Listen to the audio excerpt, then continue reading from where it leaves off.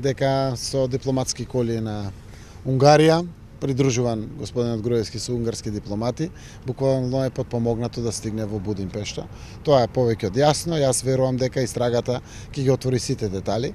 Жалам што Министерството за внатрешни работи се уште не може да излезе со деталната информација, но секако почитувам и јас, почитуват и тие, дека јавното обвинителство е во сериозна истрага и додека трае истрагата не може да ги споделат сите детали.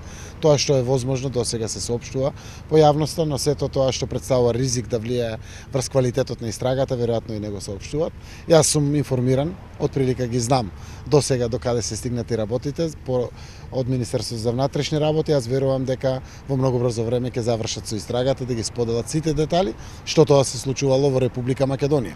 Заради тоа што знаеме што се случувало во Албанија, во Црна Гора, во Србија и во Унгарија.